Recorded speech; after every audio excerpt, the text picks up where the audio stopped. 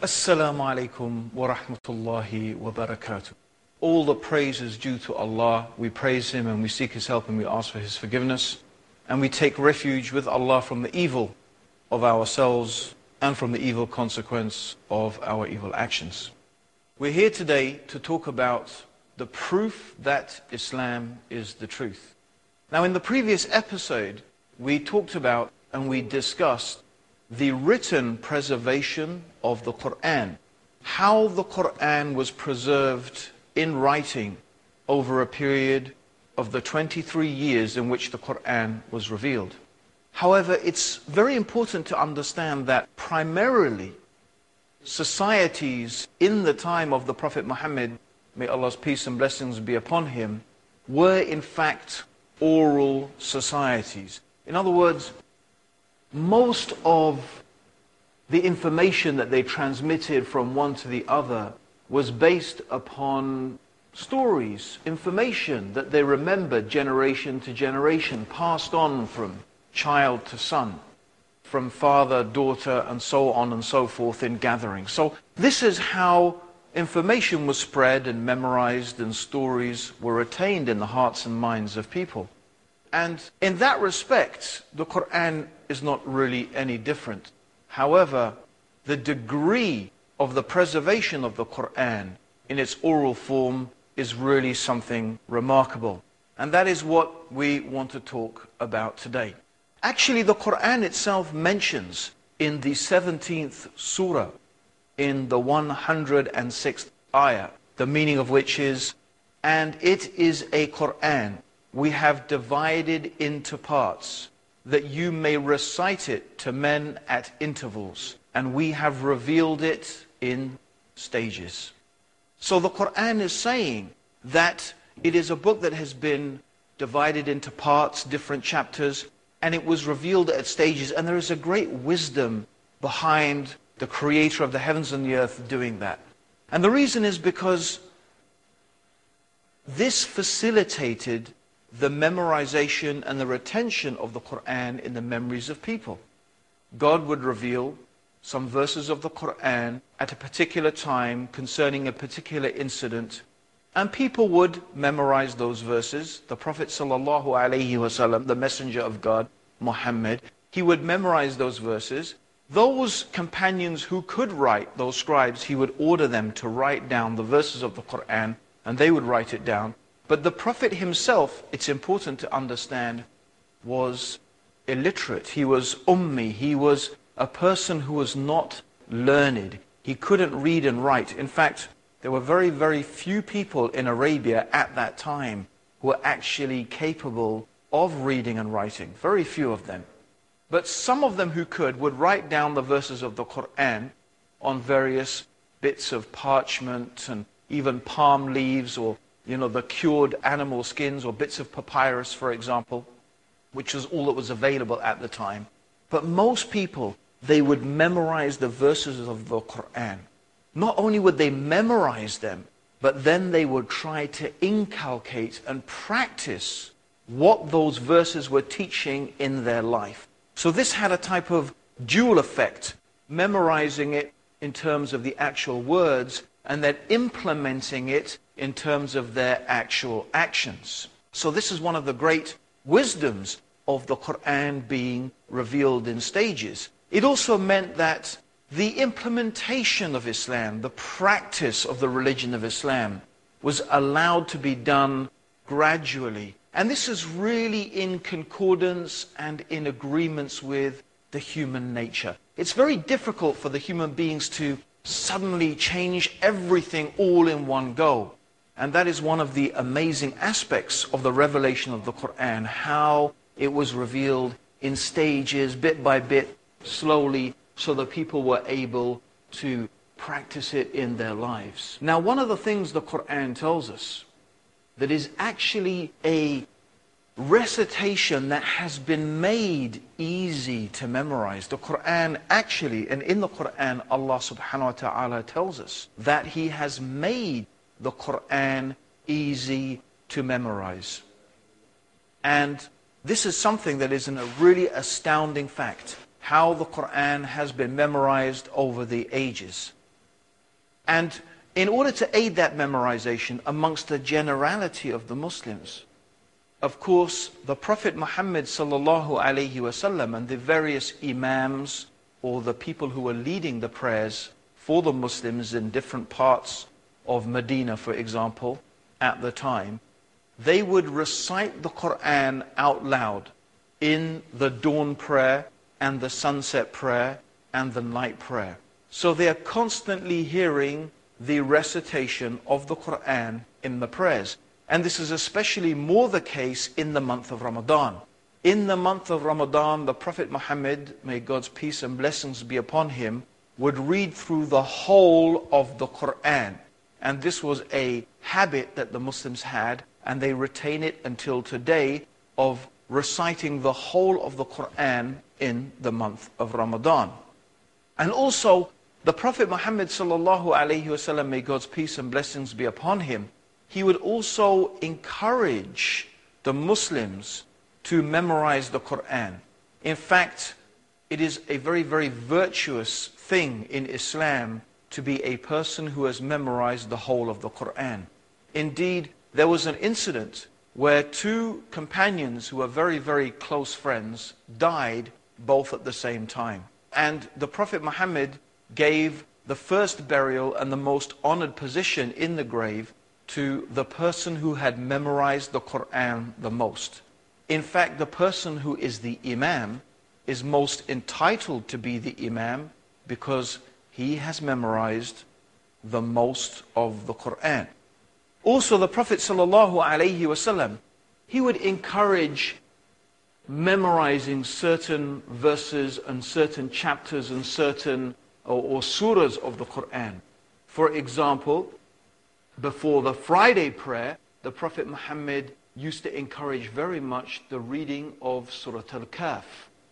Also, the Prophet Muhammad described, sallallahu alaihi wasallam, he described, may God's peace and blessings be upon him, Surah Yasin as being the heart of the Quran. He said that Surah Al-Baqarah and Ali Imran would be intercessors for the people on the Day of Judgment, for the people who had memorized it. So all of these things were really an encouragement and a further incentive for people to memorize the verses of the Quran.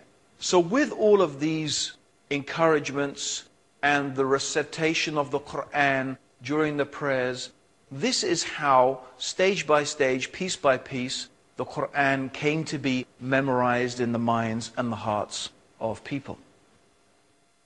So let's look a little bit further into some of the aspects of this memorization. By the time the Prophet Muhammad, may Allah's peace and blessings be upon him, had died, we find that there are many, many different people who had become huffaz, or they had become memorizers of the entire Quran. And these people were very, very respected, of course, in the Muslim community because they had managed to memorize the entire Quran. And this memorization of the Quran was passed on generation after generation through all the generations of the Muslims until today. In fact, what we have is what is called a Mutawatr transmission of the Quran. This concept of Mutawatr, what does it mean?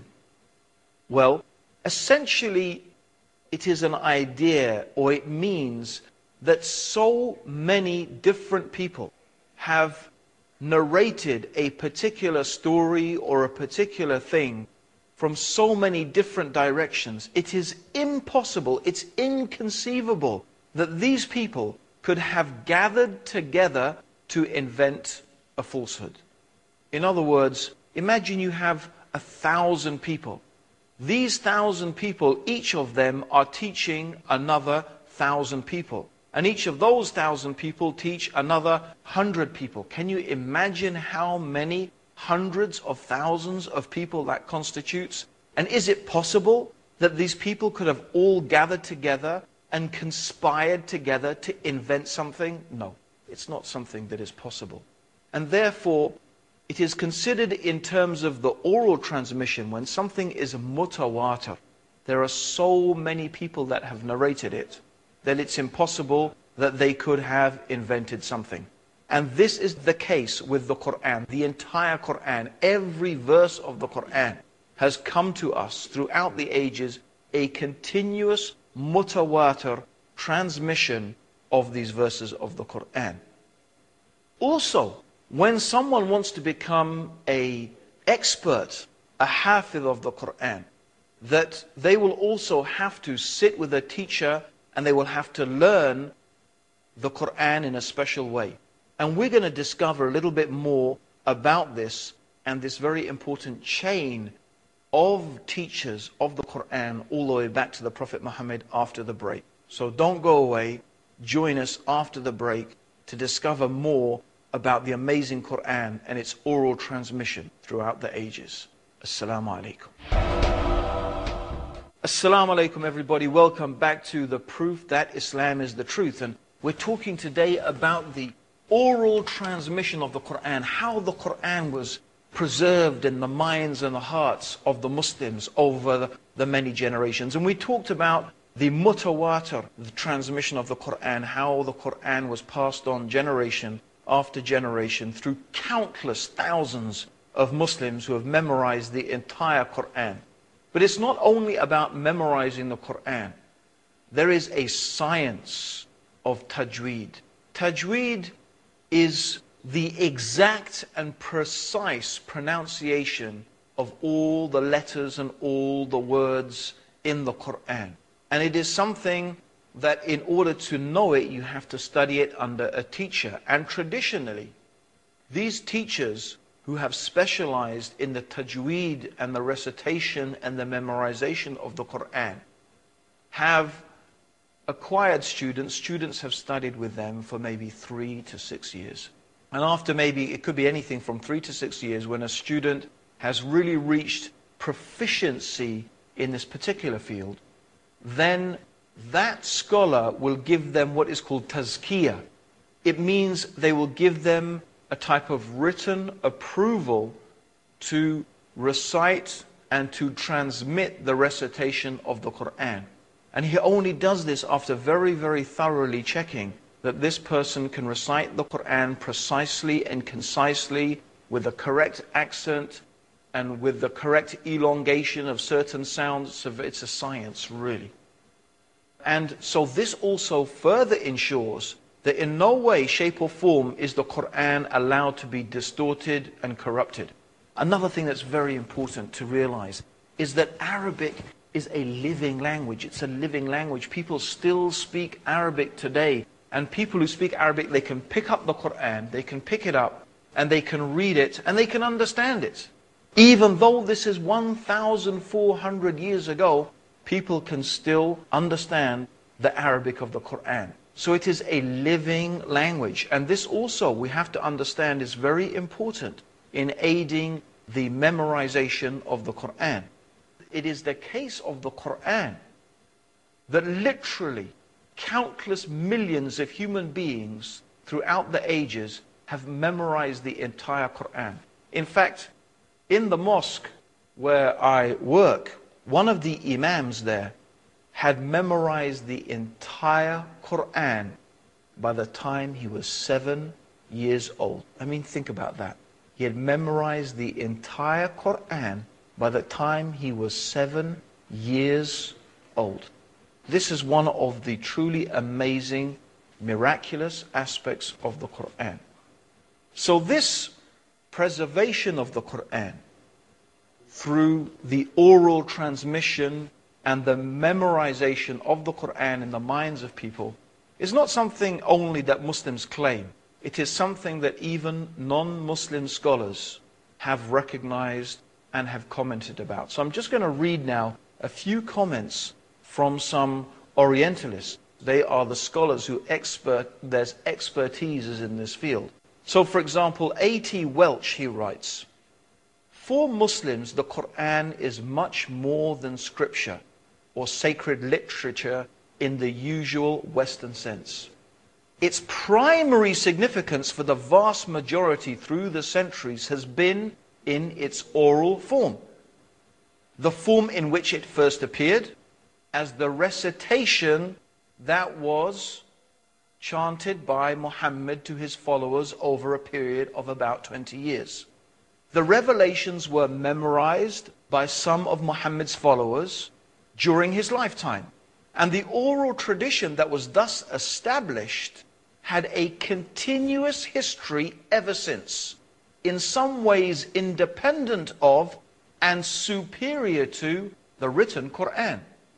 Through the centuries, the oral tradition of the entire Quran has been maintained by the professional reciters, Qurra. Until recently, the significance of the recited Quran has seldom been fully appreciated in the West."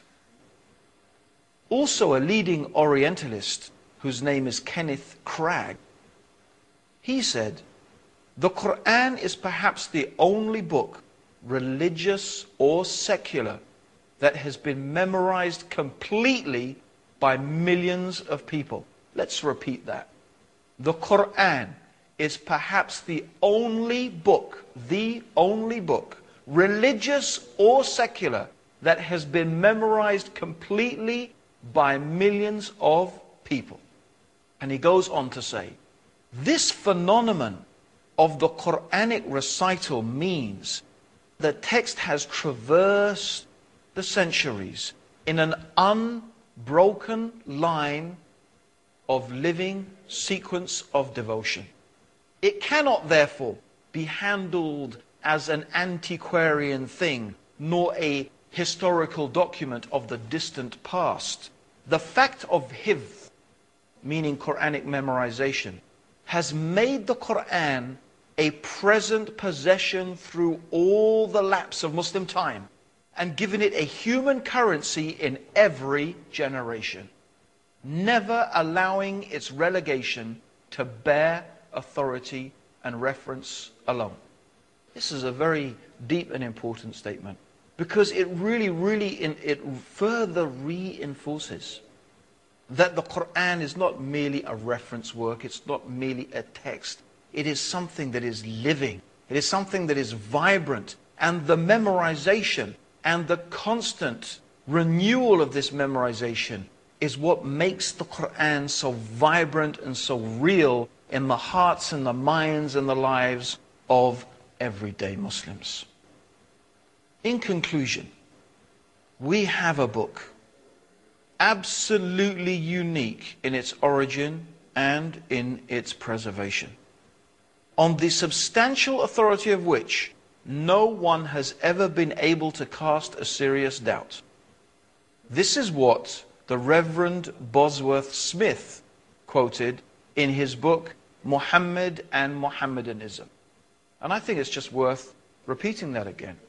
It's a book, he says, unique in its origin and its preservation. The authority of this preservation of the Quran, no one has been able to cast a serious doubt. Now, there have been people throughout the ages, there have been people who have attempted in various shapes and various forms, and some of these people have come forward recently trying to cast aspersions and some doubts on the authenticity of the Quran. But in fact, in reality, no one has been able to make a serious challenge to the oral transmission of the Quran. And this is the point that we really have to remember. The Quran has been written down. It has been recorded in written form. And we do have ancient manuscripts dating back very closely to the time of the Prophet Muhammad, may Allah's peace and blessings be upon him. They do exist. And we talked about that in the previous episode.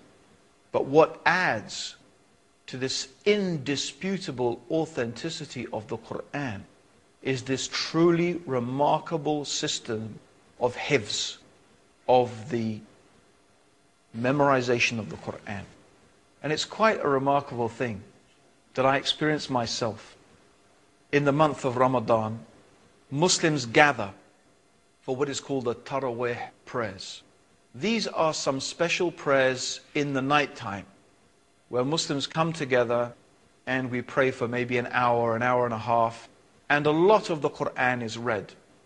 Now, of course, usually we will be led by an imam who has memorized the entire Quran, but almost inevitably there are always 2, 3, 4 or 5, maybe 10 people, other people in the audience who have also either memorized that portion of the Quran that the imam is reading, or maybe they themselves are huffaz, they are people who have memorized the entire Quran. Now, people sometimes make mistakes. It's inevitable. Human beings are fallible. They make mistakes. They forget things. They may get one verse confused with another. But almost inevitably, if the imam stumbles, or he forgets, or he pauses, you hear another voice from within the congregation, reminding of one hufaz of another, this self-correcting process in the oral memorization and transmission of the Quran. It is, you are witnessing, when you hear this, a type of living miracle. You are witnessing how God is actively preserving His word in the hearts and the minds of the Muslims. And certainly Allah speaks the truth when He says, Inna nahnu nazalna al-dhikr wa inna lahu lahafidhun. Verily, we have revealed the reminder, and upon us is the preservation of it. This is a living miracle. Is there a book in the world like this? Is there anything that can be compared to the Quran in just this aspect alone? Yet, this is only the beginning of the wonders of the Quran. In our next episode, we are going to deal with the preservation of the hadith, the sayings and the actions and the tacit approvals of the Prophet Muhammad. May Allah's peace and blessings be upon him. So that's what we're going to be talking about in the next episode. So please don't forget to join us, where we will be talking about the preservation of the Sunnah and the hadith and sayings of the final messenger, Muhammad. May God's peace and blessings be upon him. And may Allah guide you, and may Allah guide me, and may Allah guide all of us closer to the truth. It's been a pleasure talking to you, and I hope that you have been inspired and motivated by these amazing things that you are hearing, and you're going to be hearing more amazing things in episodes to come. So keep on tuning in to the proof that Islam is the truth. This is your brother Abdur Raheem Green saying to you, Assalamu alaikum wa rahmatullahi wa barakatuh.